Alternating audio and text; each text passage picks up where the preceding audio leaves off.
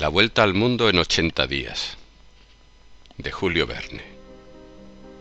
Edición abreviada, publicada por Editorial Sol 90. Capítulo primero. La apuesta. En 1872, Phileas Fogg era uno de los hombres más elegantes y enigmáticos de la alta sociedad londinense. De su vida privada solo se sabía que vivía en Burlington Gardens y que almorzaba y comía en el Reform Club. Era alto, de buena figura y tenía una sólida posición económica cuyo origen también era un misterio. Un criado se ocupaba de su mansión. Phileas era tan exigente que acababa de despedir a James Foster por haberle llevado el agua para afeitarse unos grados más fría de lo habitual. Y ese mismo día estaba sentado en su casa con la vista fija en el reloj, esperando a su nuevo criado que debía llegar entre las 11 y las 11:30. Justo en ese momento llamaron a la puerta. Un joven de unos 30 años, cara roja, músculos fuertes y pelo algo enmarañado, apareció acompañado por el criado saliente. —¿Es usted francés y se llama John? —preguntó Fogg. —Jean Passepartout, para servirlo —contestó el nuevo criado—. Soy honesto y he realizado muchos oficios. Vengo con la esperanza de vivir tranquilo y hasta de olvidar mi condición de Passepartout, que, como sabrá, puede traducirse por comodín, alguien que sirve para todo. —Ese apodo me conviene —contestó Fogg. —¿Qué hora tiene? —Las 11:25, señor —respondió Passepartout. —Se ha retrasado usted 4 minutos. Desde este instante, cuando son las 11:29 del día 2 de octubre de 1872, entra usted a mi servicio —dijo secamente Fogg, y se marchó al club. Segundos después, James Foster partió tras él. Passepartout comenzó a recorrer la mansión. Varios minutos más tarde encontró su habitación en el segundo piso. Sobre la cómoda vio una hoja de papel donde estaban anotadas las actividades que debería realizar desde que Phileas Fogg se levantaba hasta las 11:30, momento en que iba a almorzar al club, y desde entonces hasta la medianoche. Passepartout se alegró. Por fin había encontrado un amo con el que se entendería muy bien. A las 6:20 de esa tarde, Phileas jugaba una partida de cartas con sus habituales compañeros, el ingeniero Andrew Stuart, los banqueros John Sullivan y Samuel Fallentin, el fabricante de cerveza Thomas Flanagan y Gauthier Ralph, uno de los administradores del Banco de Inglaterra. El tema de conversación fue un suceso ocurrido 3 días antes: el robo de 55.000 libras esterlinas del Banco de Inglaterra. Se sospechaba de un caballero muy bien vestido que había sido visto en el departamento de pagos. Sus datos habían sido enviados a todos los detectives del continente. —El ladrón tiene todas las ventajas —dijo Stuart. —No puede refugiarse en ningún país —contestó Ralph. —No opino lo mismo. La tierra es muy grande —replicó Stuart. —Lo era en otro tiempo —intervino Fogg. —Por supuesto —añadió Ralph—, la tierra puede recorrerse hoy 10 veces más rápidamente que hace 100 años. —Ahora se le da la vuelta en 3 meses —afirmó Stuart. —En 80 días nada más —aseguró Phileas Fogg. —Efectivamente, es así —dijo Sullivan—. Tengo aquí los datos publicados por un periódico. De Londres a Suez, por el monte Cenis y Brindisi, en ferrocarril y vapor 7 días. De Suez a Bombay en vapor 13 días. Sullivan continuó leyendo la lista y finalizó. Total, 80 días. —Sí, 80 días sin contar los contratiempos —dijo Stuart. Fogg, muy tranquilo, declaró: todo incluido. Apuesto 4.000 libras esterlinas a que es imposible, dijo Stuart. Acepto, dijo Fogg. Apuesto 20.000 libras esterlinas a que es posible. Aceptamos, respondieron inmediatamente los otros 5. Esta misma noche tomaré el tren. Tendré que estar de regreso en este mismo lugar el 21 de diciembre a las 8:45 de la tarde. Si no llego, las 20.000 libras serán suyas. Enseguida levantaron acta de la apuesta.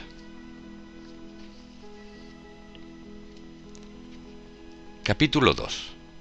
Una partida rápida. A las 7:50, el sorprendido Passepartout vio entrar a su amo, a quien no esperaba antes de la medianoche. Dentro de 10 minutos partimos a dar la vuelta al mundo.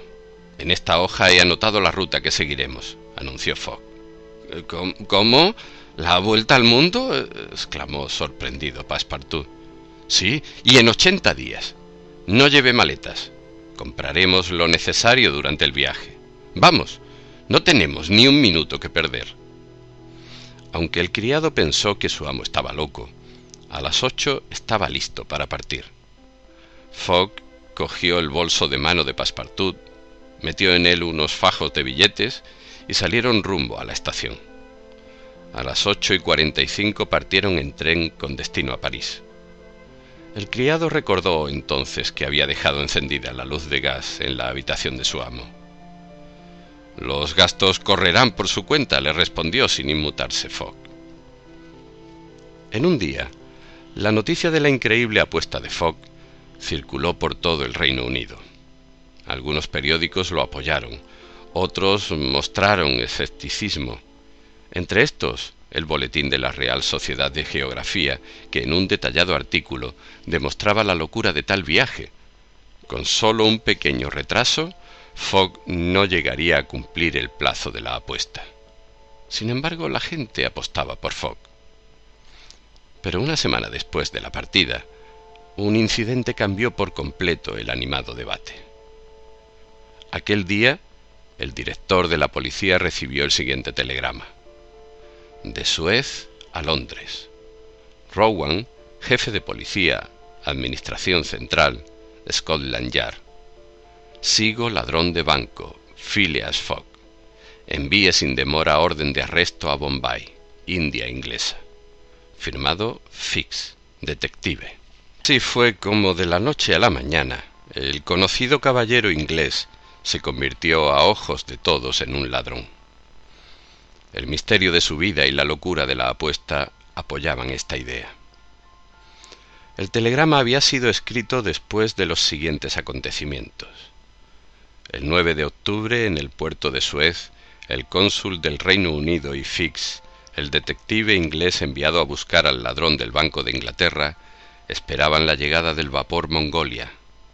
Fix había recibido la filiación del presunto autor del robo y estaba seguro de que lo encontraría a bordo del barco.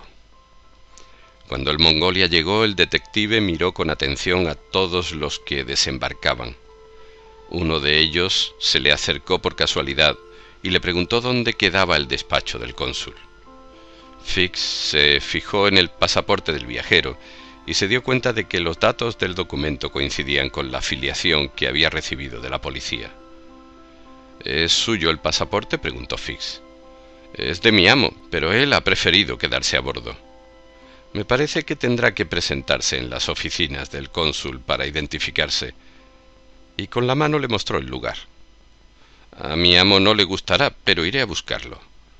«Muchas gracias por la información, señor», respondió el pasajero, dirigiéndose al Mongolia.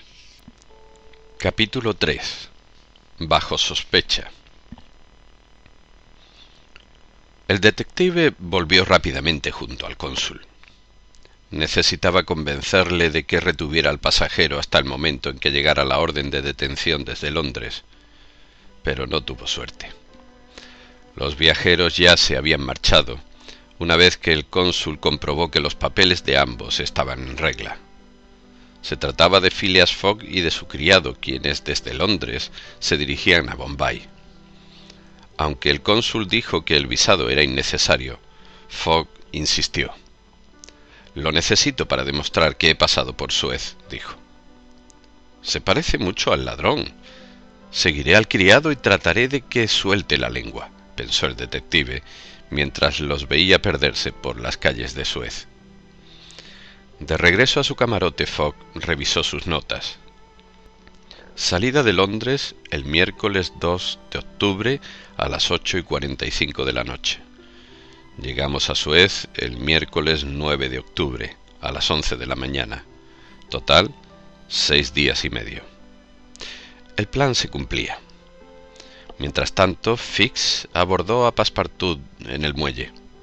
El criado, que no sospechaba de la verdadera identidad de su interlocutor, no ocultó nada sobre el viaje. «No creo lo de la apuesta. Me huelo que hay algo más. Lleva una gran suma de dinero con él y le prometió al maquinista del barco una buena cantidad si llegamos a Bombay antes de lo establecido». Eso coincidía con las sospechas de Fix, de manera que el detective tomó una decisión. Viajaría en el barco con el ladrón hasta poder apresarlo.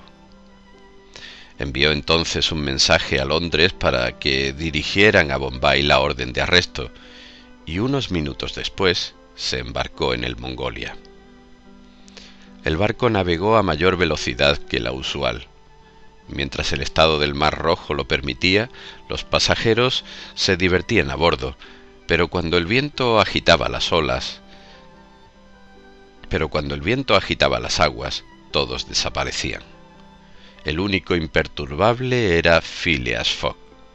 Ni siquiera los movimientos más bruscos hacían que abandonara sus 4 comidas diarias y las partidas de whist disputadas a unos aficionados que había encontrado en el salón. Al día siguiente de la partida, el criado se encontró con Fix. «Perdone, pero ¿usted y yo no nos vimos el otro día en Suez?», preguntó. «Así es», contestó el detective. «Me llamo Fix y creo que usted es el criado del caballero inglés. Voy hacia Bombay. Soy agente de una empresa comercial». En la noche del día 13, el Mongolia atravesó el estrecho de Bab el Mandeb y el 14 por la tarde, 15 horas antes de lo previsto, llegó a la rada de Adin. Para hacer sellar su pasaporte, Fogg desembarcó junto con su criado. Cuando logró su propósito, regresó al barco y continuó con su partida de whist. A las 6 de la tarde estaban otra vez navegando. El 20 de octubre, a las 4:30, el barco atracó en los muelles de Bombay. Phileas Fogg había ganado 2 días.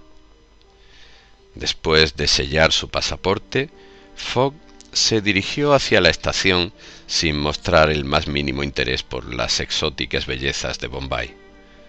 El tren hacia Calcuta partía a las 8 en punto. Fix, sin perder un minuto, fue a la jefatura de policía. Pidió la orden de arresto, pero aún no había llegado. Y aunque trató de convencer al jefe de policía para que extendiera una, no lo logró. En esas, Passepartout perdió de vista a su amo, distraído por la animación y el jolgorio de las calles. Al pasar frente a la pagoda de Malebar Hill, tuvo la mala idea de entrar. No sabía que el acceso estaba prohibido a los cristianos y que todo el mundo debía sacarse los zapatos antes de pasar. Enseguida, 3 sacerdotes lo derribaron, le quitaron los zapatos y empezaron a golpearlo. A puñetazos y patadas, Passepartout escapó como pudo de la pagoda. 5 minutos antes de la partida del tren, llegó a la estación descalzo y magullado. Fix, que estaba apostado en el andén, pudo escuchar las excusas de Passepartout frente a su amo y decidió quedarse. El criado había cometido un delito en la India y esto sería una buena excusa para detener al ladrón. Capítulo 4. A través de la selva. En el mismo compartimento viajaban Fogg, Passepartout y un compañero de juego que Fogg había conocido en el Mongolia, el brigadier Sir Francis Cromarty.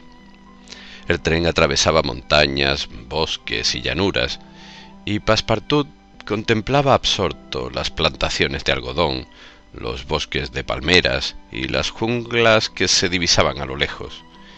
El criado había abandonado definitivamente sus sospechas. Ahora creía en la apuesta de su amo y se preocupaba por los retrasos. De repente, a las 8 de la mañana, el tren se detuvo. El tendido de los rieles se interrumpía allí y continuaba 50 millas más adelante. A Sir Francis se le ocurrió que este contratiempo afectaría a la apuesta de Fogg, y así se lo hizo notar. Fogg contestó: «Llevamos 2 días de adelanto. El 25 un barco zarpa de Calcuta para Hong Kong. Estamos a 22 y llegaremos a tiempo». Los demás pasajeros habían ocupado todos los medios de transporte disponibles en la aldea, pero Passepartout, por su cuenta, había encontrado a un indio que les alquilaba su elefante. Tras un breve regateo, Fogg consiguió alquilar el animal por 2000 libras. Un joven parsi se ofreció como guía y a las 9 todos se internaban en la selva por el camino más corto hacia la estación de Allahabad. Fogg y Sir Francis, metidos en unas canastas atadas sobre el lomo del animal, se zarandeaban con el trote. Atravesaron el alto Bundelkund, poco frecuentado por viajeros y habitado por fanáticos religiosos, y a las 8 de la noche ya habían recorrido 45 kilómetros, aunque todavía les faltaba recorrer la misma distancia para llegar a su destino. Descansaron en un bungalow en ruinas. A las 6 de la mañana continuaron el viaje. Bordearon la aldea de Kalinga, a 22 kilómetros del destino. A las 2 de la tarde penetraron de nuevo en la selva. Un par de horas después, el elefante se detuvo. Un rumor extraño se aproximaba hacia ellos. El guía salió a explorar la zona y regresó diciendo: «Se acerca una procesión de brahmanes. Tenemos que ocultarnos. No es recomendable que nos vean». Sin bajar del elefante por si tenían que huir, se escondieron entre los matorrales. Pronto aparecieron los sacerdotes que encabezaban la procesión. Luego, varios hombres, mujeres y niños que rodeaban un carro que llevaba la estatua de la diosa Kali. Detrás, los sacerdotes conducían a una mujer joven, blanca como una europea. La seguía una guardia de honor que llevaba en un palanquín el cadáver de un anciano vestido como un príncipe. «Un suti», dijo Sir Francis. «Es un sacrificio humano voluntario. La mujer será quemada viva con el cuerpo del hombre». «El cadáver es del príncipe, su marido», añadió el guía. «Pero este sacrificio no es voluntario. La mujer no se resiste porque la embriagaron con humo de cáñamo y opio». «Debemos salvar a esa mujer», dijo Phileas Fogg. «Tengo un adelanto de 12 horas y podemos aprovecharlas». «Es usted un buen hombre», dijo Sir Francis. «A veces», contestó Fogg, «cuando tengo tiempo». El guía contó que la mujer era parsi como él. Hija de un comerciante de Benarés, se la admiraba por su belleza. Aouda, así se llamaba, después de quedar huérfana fue obligada a casarse con el viejo rajá o príncipe. 3 meses más tarde enviudó y huyó para evitar la muerte que le esperaba, pero fue capturada. Por la noche, decididos a rescatar a Aouda, el grupo de amigos se aproximó al templo en el que se consumaría el sacrificio. A su alrededor, los creyentes dormían tirados en el piso, pero había guardias en la puerta. A medianoche, como los guardias seguían en sus puestos, planearon hacer una abertura en uno de los muros. Estaba muy oscuro cuando comenzaron a agujerear la pared, construida con una combinación de ladrillos y maderas. Casi al mismo tiempo se oyó un grito en el interior del templo y otros le siguieron afuera. ¿Los habían sorprendido? Fogg y los demás no se lo pensaron 2 veces y corrieron a ocultarse entre los árboles. Al llegar el día, los fieles reanudaron sus cantos. La víctima fue sacada del templo. Ocultos, los ingleses siguieron a la procesión hasta la orilla de un riachuelo, donde la mujer fue colocada junto al cadáver que yacía en las angarillas sobre un montón de leña impregnada de aceite. Luego, alguien acercó una antorcha y la pira comenzó a arder. De pronto se escucharon gritos de terror, y la multitud se arrojó al suelo haciendo reverencias. El cadáver del Rajá había cobrado vida y emergía de la pira con la joven en brazos. Nadie levantaba los ojos. El resucitado se acercó a Fogg y a Sir Francis y gritó: «¡Huyamos!». Era la voz del Passepartout, quien, valiéndose de un disfraz, acababa de salvar de una muerte segura a la joven. A toda la velocidad que podía alcanzar el elefante, escaparon en medio de una lluvia de flechas. Capítulo 5. Libertad bajo fianza. A las 10, sanos y salvos, los hombres y la muchacha llegaron a la estación de Allahabad, donde continuaba la vía férrea interrumpida. Phileas Fogg llegaría a tiempo para zarpar el 25 de octubre hacia Hong Kong. Antes de partir, Fogg pagó generosamente al Parsi y le devolvió el elefante. Poco después, partían hacia Benarés. En las 2 horas que duró el viaje, Aouda, la muchacha a la que habían rescatado, se repuso de su sopor y escuchó de boca de Sir Francis todo lo que había sucedido. Fogg le propuso llevarla a Hong Kong, donde podría quedarse hasta que todo se olvidara. Aouda aceptó, ya que allí vivía uno de sus parientes. A las 12:30, cuando el tren se detuvo en la estación de Benarés, Sir Francis se despidió para reunirse con sus tropas. El viaje se reanudó. Distintos paisajes del valle del Ganges se sucedieron. Por fin, a las 7 de la mañana llegaron a Calcuta. Al mediodía partía un vapor hacia Hong Kong. Fogg había perdido los 2 días que había ganado entre Londres y Bombay. Pero las dificultades no acababan ahí. Nada más bajarse en la estación, un policía solicitó sus identificaciones y les instó a que lo acompañaran a comisaría. Después de atravesar la ciudad, llegaron a una casa sencilla y fueron llevados a una habitación de ventanas enrejadas. El policía les anunció: «A las 8:30 comparecerán ante el juez Obadiah». Fogg creyó que se trataba de un error y se calmó pensando que antes del mediodía estarían en el barco. A las 8:30 los condujeron a la sala de audiencias. «Phileas Fogg y Jean Passepartout», dijo el juez. «Desde hace 2 días se los busca en todos los trenes de Bombay». En ese instante entraron los querellantes. Eran 3 sacerdotes. El juez leyó entonces la denuncia. Habían violado un lugar sagrado. «¡Y van a quemar a su víctima!», exclamó Fogg. «¿Qué víctima?», preguntó el juez. «Se trata del templo de Malebar Hill en Bombay. Estos son los zapatos del profanador». Eran los zapatos de Passepartout, quien había olvidado por completo el incidente en el templo de Bombay. En realidad todo era un plan de Fix. Desde un rincón de la sala, el detective seguía el juicio. Después de que Fogg ratificara la declaración, el juez condenó a Passepartout a 15 días de cárcel y a una multa de 300 libras, y a Fogg, por ser responsable de su criado, a 8 días de cárcel y una multa de 50 libras. Fix en el fondo de la sala sonreía. «Ofrezco fianza», dijo Fogg muy tranquilo.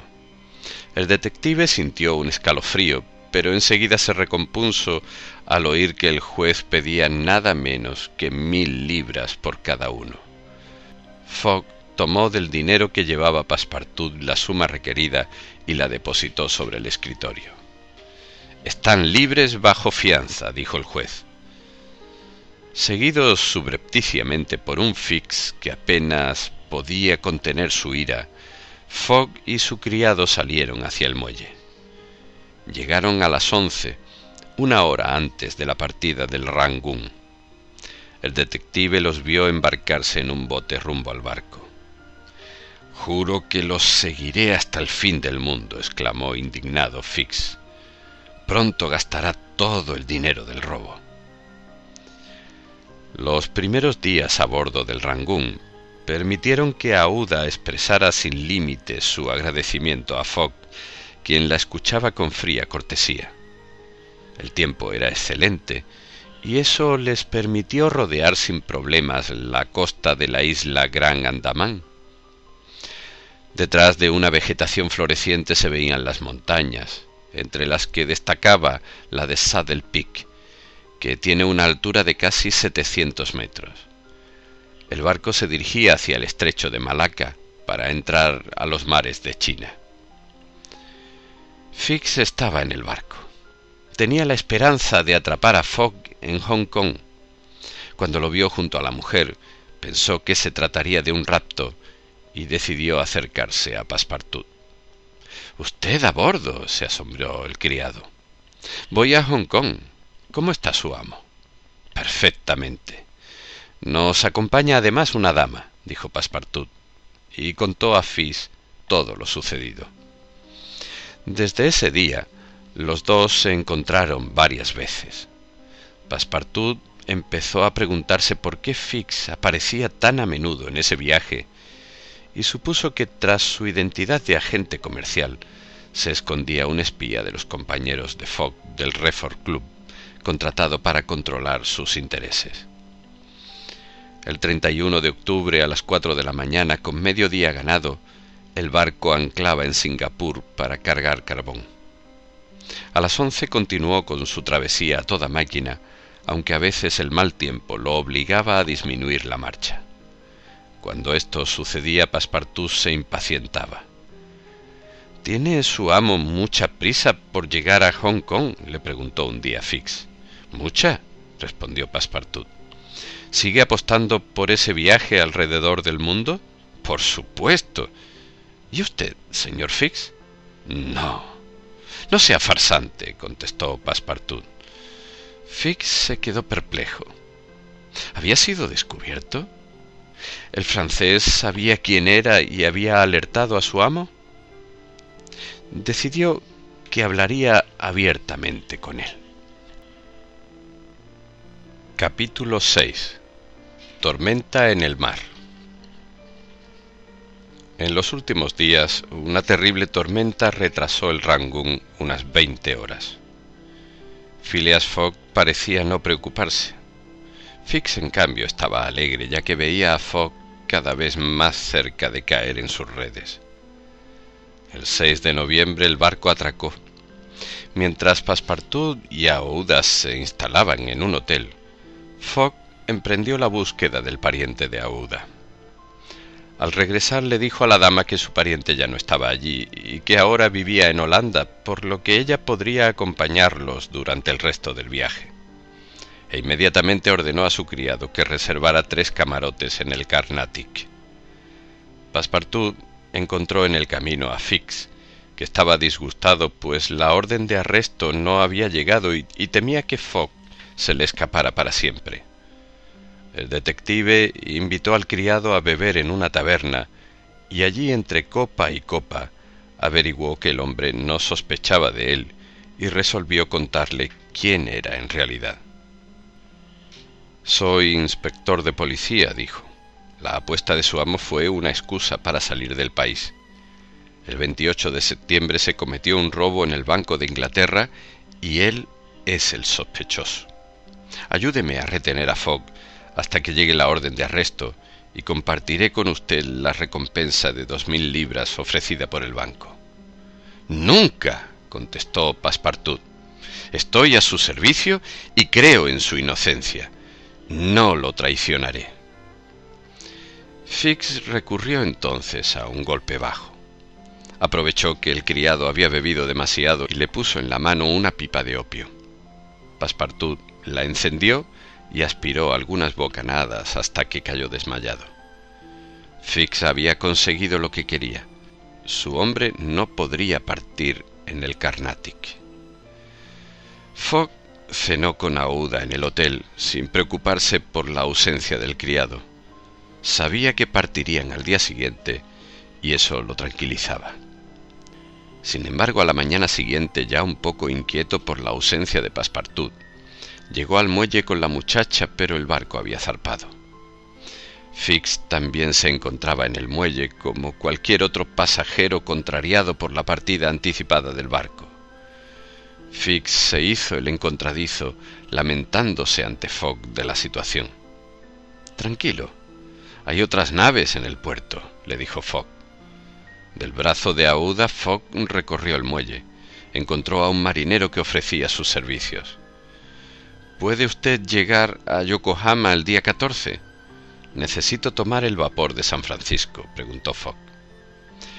No puedo hacer un viaje tan largo», dijo el marinero, «pero puedo llevarles hasta Shanghái, desde donde sale el vapor de San Francisco. Tenemos 4 días». Antes de partir, Fogg y Aouda fueron a la policía y dejaron los datos de Passepartout y una suma de dinero suficiente como para que pudiera volver a Inglaterra. A las 3, el barco La Tankadera emprendía el viaje. Fix, que había aceptado la amable invitación de Fogg para sumarse al pasaje, también se encontraba a bordo. Al amanecer del tercer día, después de varias millas en calma, el cielo cambió, anunciando tormenta.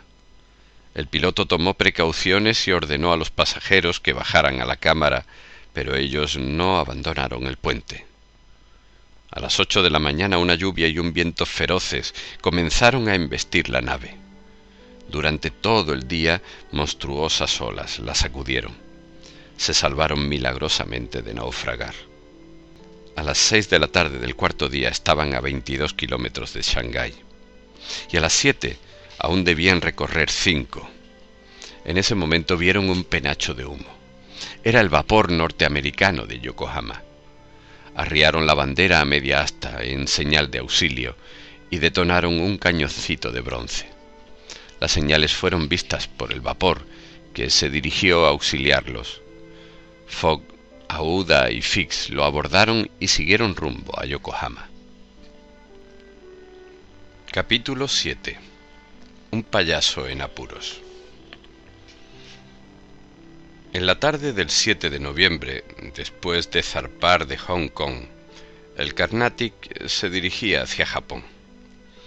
Entre los pasajeros se encontraba Passepartout. Había despertado en la taberna minutos antes de que partiera el barco y alcanzó a subir a bordo, pero no encontró a su amo. ¿Qué haría ahora? El día 13, cuando el barco atracó en Yokohama, Passepartout desembarcó y vagó por la ciudad en busca de un trabajo para pagarse el pasaje a San Francisco. Después de caminar un buen rato, encontró una barraca de circo y preguntó al director de la compañía de saltimbanquis si podía trabajar con ellos. El hombre, ante la sorpresa de Passepartout, lo contrató de inmediato. La función daba comienzo en 1 hora. Con una larga nariz de bambú y un estrambótico traje con alas, Passepartout contribuía a mantener en equilibrio una pirámide humana. Pero en un abrir y cerrar de ojos todo se vino abajo. El criado había escuchado la voz de su amo entre el público y, olvidando su papel, salió disparado a su encuentro.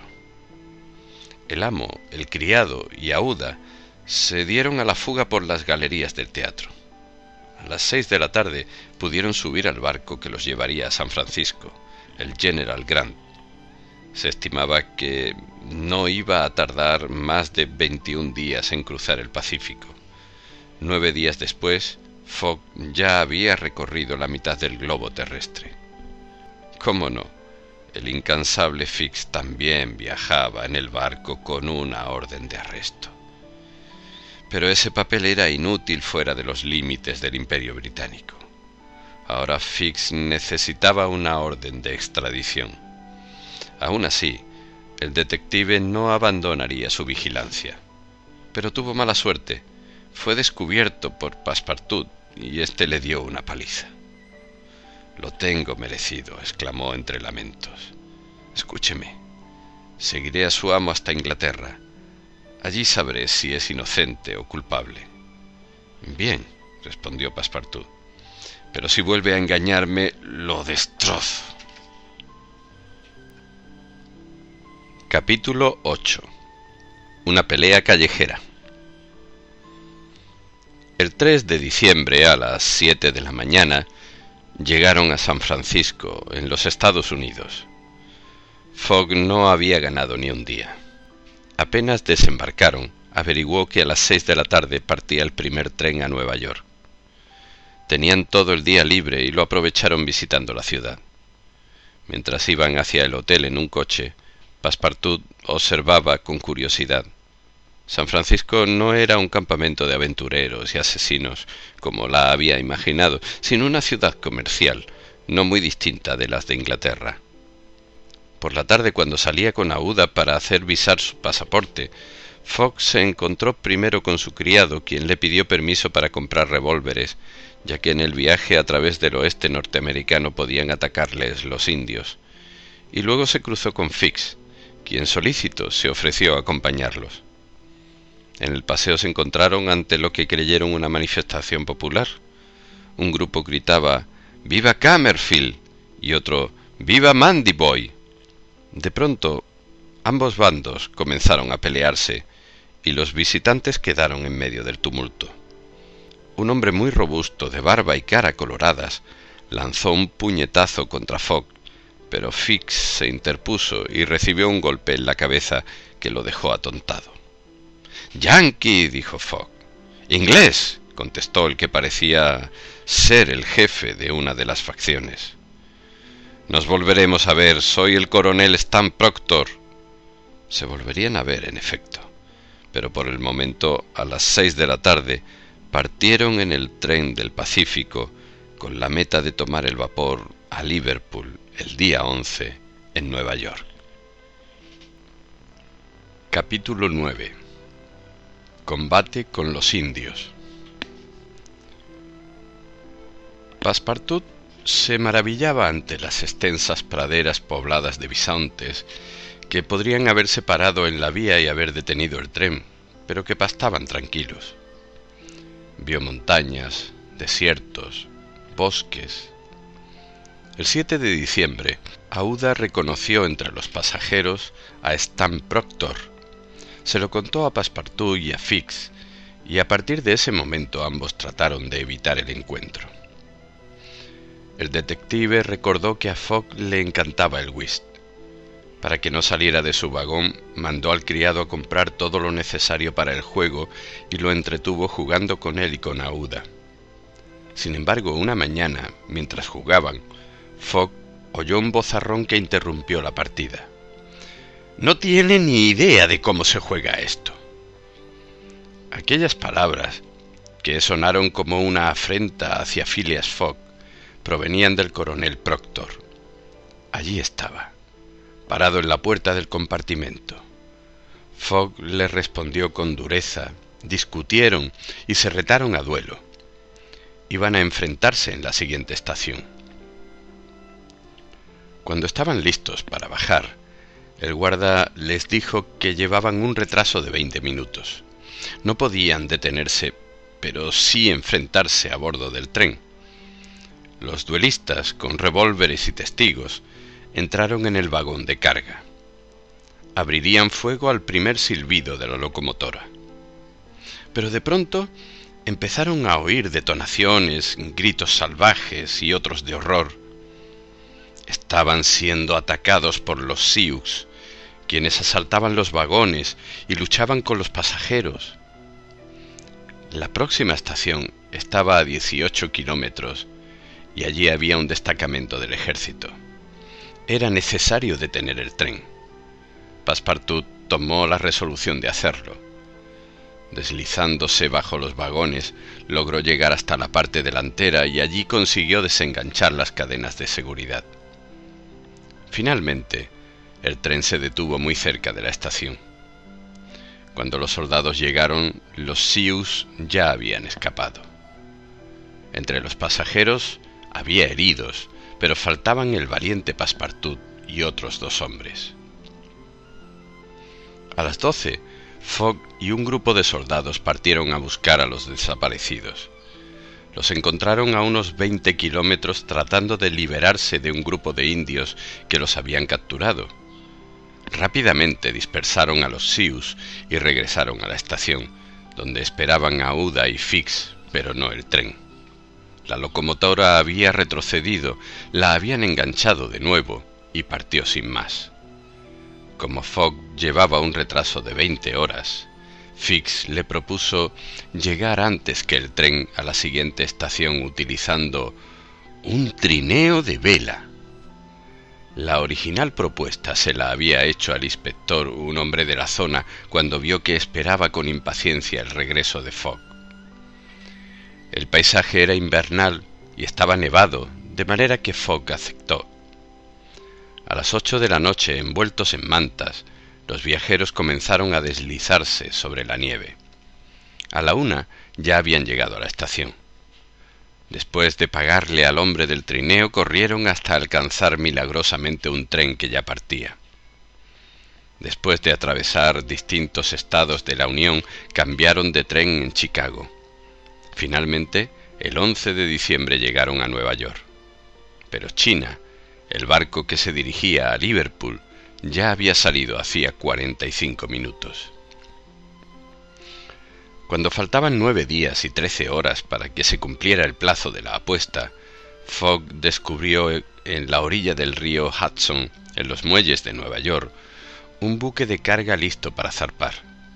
Subió a un bote con sus acompañantes y llegó hasta el buque. Se llamaba Henrietta y su capitán Andrew Speedy. Luego de presentarse, Fogg le preguntó si lo podía llevar a Liverpool. El capitán se negó porque iba hacia Burdeos, Francia. Fogg aceptó ir a Burdeos y le ofreció $2.000 por pasajero. 30 horas más tarde, gracias a su dinero, Fogg había convencido a casi toda la tripulación del barco para que se dirigieran hacia Liverpool. El único que no estaba de acuerdo era el capitán, que terminó encerrado bajo llave en un camarote. Fogg había viajado mucho a lo largo de su vida y conocía el oficio de capitán casi tan bien como Speedy. El 16 de diciembre ya habían recorrido la mitad del camino, pero el maquinista subió al puente y dijo que el carbón no les alcanzaría para llegar. Fogg ordenó que aumentaran la velocidad hasta agotar el carbón. El 18, el maquinista avisó que quedaba carbón solo para un día. Fogg nuevamente pidió que se diera más velocidad y al mediodía le pidió a su criado que fuera a buscar al capitán. «Quiero que me venda su barco. No tenemos combustible y deberé quemarlo», dijo Fogg ante la estupefacción del capitán. «Vale $50.000», contestó el capitán rojo de ira. «Le doy 70.000», dijo tranquilamente Fogg, y le tendió un enorme fajo de billetes. Ordenó entonces quemar todo lo que pudiera servir de combustible en el barco, excepto, claro, el casco y la maquinaria. 2 días más tarde, del Henrietta no quedaba casi nada. A la 1 de la madrugada entraba en el puerto de Queenstown. Los pasajeros bajaron y tomaron el tren que los llevaría hasta Dublín y de allí un buque hasta Liverpool. El 21 de diciembre, a las 12 menos 20, Phileas Fogg estaba a solo 6 horas de Londres. Pero entonces se le acercó Fix, que mostrando la orden de arresto, lo detuvo en el nombre de la reina. Encerrado en el puesto de aduanas de Liverpool, esperando ser trasladado a Londres, Fogg miraba ansioso su reloj. Aún le quedaban 9 horas y 15 minutos para presentarse en el Reform Club y ganar la apuesta.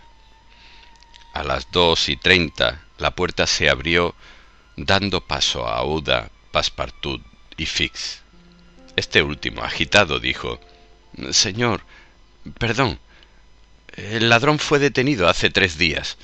Está usted en libertad». Entonces Phileas Fogg, sin mediar palabra, se acercó a Fix y le dio un soberbio puñetazo. A los pocos minutos Aouda, Fogg y Passepartout llegaron a la estación, pero el expreso ya había partido. Fogg pagó un tren especial. Tenían que hacer el recorrido en 5 horas y media, pero cuando llegaron a Londres, el reloj marcaba las 9 menos 10. Phileas Fogg había perdido. Se había retrasado 5 minutos. Ya en su casa, Phileas Fogg se encerró en su habitación. Lo poco que le quedaba de dinero debería dárselo a sus colegas del Reform Club. Estaba arruinado. En otra habitación, Aouda, asustada, trataba de imaginar qué determinación tomaría Fogg. El domingo, por primera vez en su vida, Fogg no fue al club. Después de ordenar sus asuntos en la habitación, a las 7:30 visitó a Aouda. «Perdóneme por haberla traído a Inglaterra. Ahora estoy arruinado y no puedo ayudarla», dijo Fogg compungido. «Señor Fogg, ¿no fue suficiente con salvarme la vida?», contestó la mujer. «La miseria entre dos es más llevadera. ¿No quiere usted casarse conmigo?». Emocionado, Fogg se levantó y tomó las manos de Aouda. «La amo y soy suyo», le respondió conmovido. En ese momento Passepartout entró, y al verlos en esa circunstancia se le iluminó el rostro de alegría.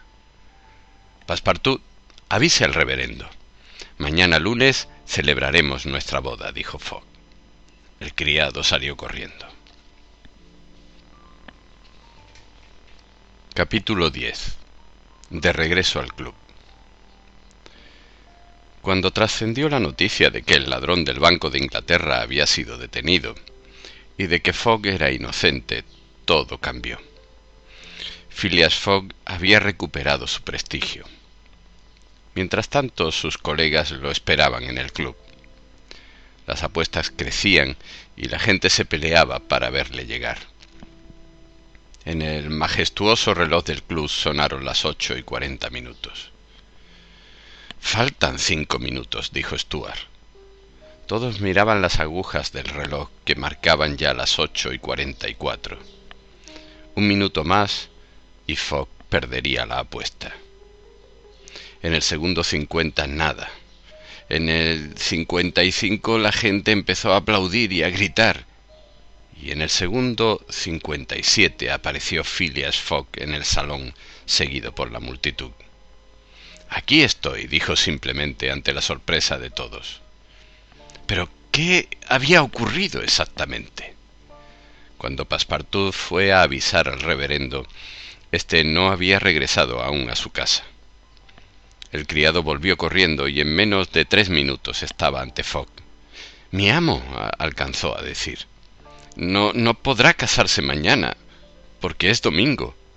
Hoy es sábado». «Imposible», respondió azorado Fogg. «Usted se equivocó en un día. Llegamos con un adelanto de 24 horas», exclamó Passepartout eufórico. Pero ahora solo quedaban 7 minutos. A toda prisa, Fogg y su criado tomaron un coche hacia el club. Phileas Fogg había ganado la apuesta.